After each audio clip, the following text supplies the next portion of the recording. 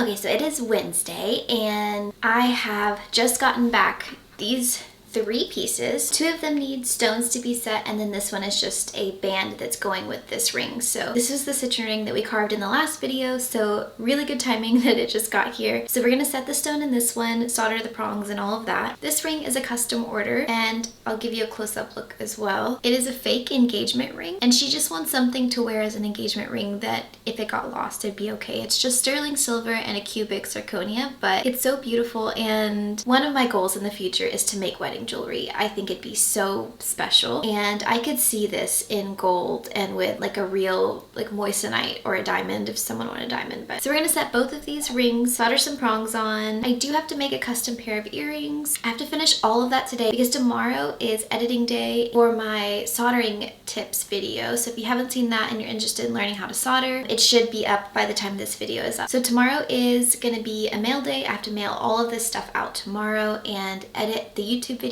because Friday, as you guys know, we are moving back to the States at the beginning of July. So we almost have just 1 month left here. We're gonna drive to Scotland and go camping one last time. We aren't too far from Scotland from here. It's about an 8-hour drive. And so we're gonna go to the Highlands and go hiking over the weekend and go camping, and I'm really excited. So I need to have all of this done and all of my orders mailed before then, because also May 31st I'm closing the website for the move so that last month I have time to prep everything with the house and ship some boxes early and all those things. So I don't know when I'll be reopening, because when they mail your things they don't give you an estimated time. They just, you know, when it shows up, it shows up. So it could be September, maybe October at the latest. But yeah, let's set some stones.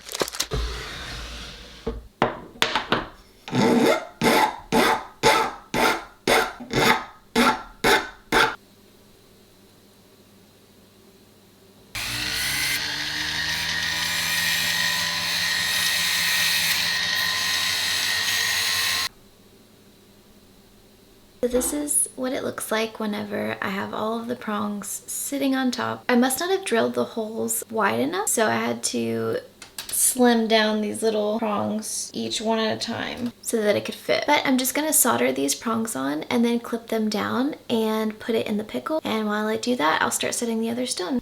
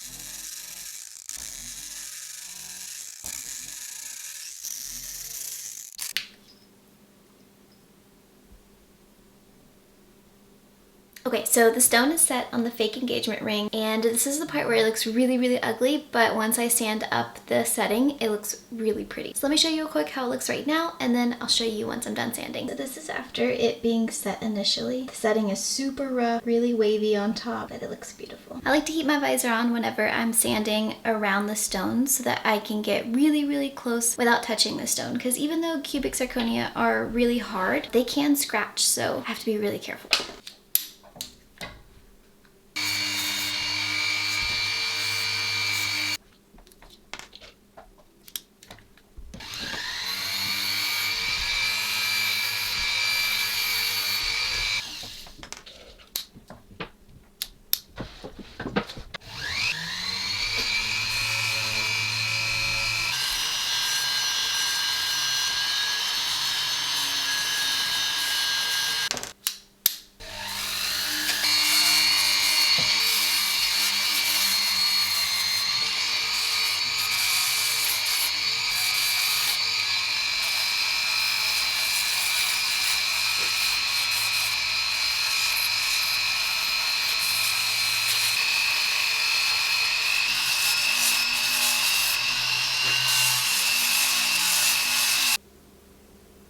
So here it is with the final shine, and I love this ring so much. I want to make a real wedding ring like this so badly. This would be so beautiful in gold with a real diamond or moissanite or even a sapphire.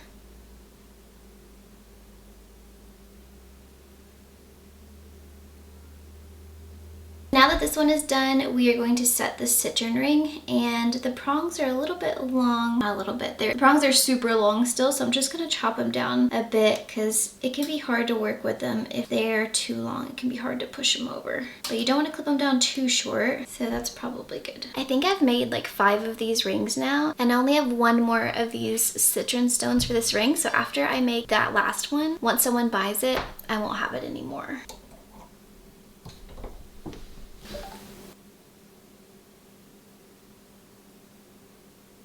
I just got an email about a job, and all I saw was that we want to talk to you more about your application. Oh my god. That's one of our biggest stressors right now, is like finding jobs in this move, because obviously like Tom's gonna be working for a little bit longer when we move, but I have quit my job, and then of course he's not gonna be in the military anymore, so eventually he's not gonna have a job. So that is the first time that I've gotten an answer back from someone. That's exciting.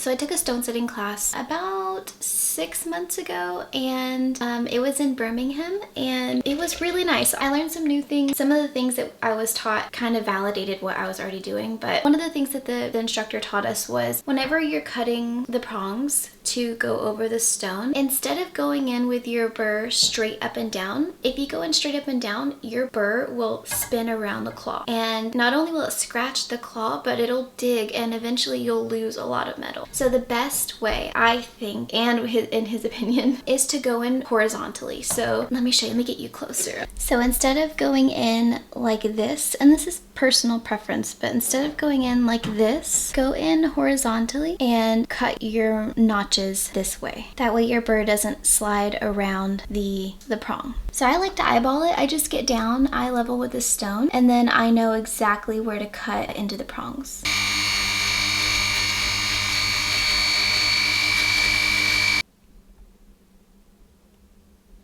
If your stone is getting crooked, just gently lift one side up, whichever side you think made it, do that, and then you can keep going. I think the secret with this is just going really slow, one side at a time. Then I'm gonna cut back the prongs, and you have to be really careful because you don't want to scratch the stone and you don't want to cut too much off, so just take off a little bit at a time. This part makes me nervous. I don't know why, but it does.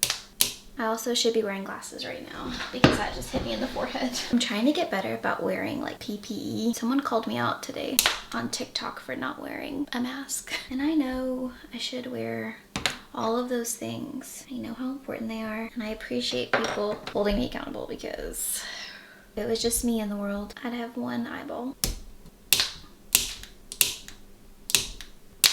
Okay, so those look good and they're all nice and even, and I have have learned this trick to make them really tight, the prongs really tight. If you take some of these nylon Weber pliers, I think that's what they're called. Maybe not. They're pliers. And you just squeeze down your prongs, then they'll be nice and tight. You can't always do this on every piece because, you know, every prong is going to be different in each design. Some are going to be too delicate for this, but these are really strong and I like how much it closes it all in and holds it all down. So this works for this. And then I just go back and I push it straight down again, the little tips. And now it's time to file them, which is also another scary part, but I did buy a file that helps me with this. I think it's called a beret file. It only has teeth on the bottom and not on the sides. That way it doesn't scratch the stone when I turn to the side. Still have to be really, really careful. And I like to wear my, my visor set so I can see really well when I do this part. That's another thing that I've learned with jewelry making is like, you cannot take shortcuts. If you take a shortcut and you're just trying to like save time, and I could have just kept going without putting these on, you will mess something up and then you're gonna deeply wish you would have just done the right thing the first time. So yes, when it comes to getting anywhere near the stone, I wear these. You also can get like blue masking tape if you feel uncomfortable filing near the stone, and you can protect your stone with the masking tape. But having done this so many times now, I feel okay about doing it on my own.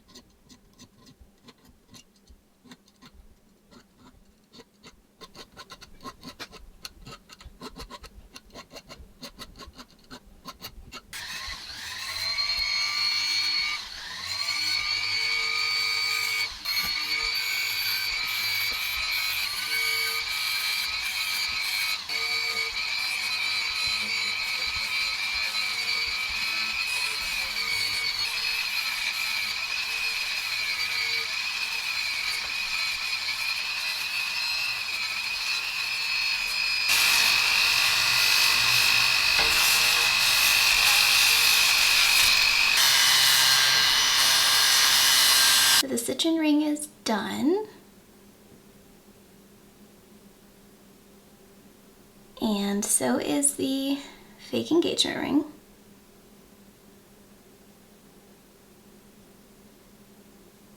I'm gonna package all of these up off camera, but if you guys like these kind of videos, specifically stone setting ones, I have another studio vlog that is all around stone setting as well. Let me know if there's anything that you're struggling with or any sort of tutorials that you'd like to see, because I'm always happy to teach. I hope you guys have a good weekend. Bye!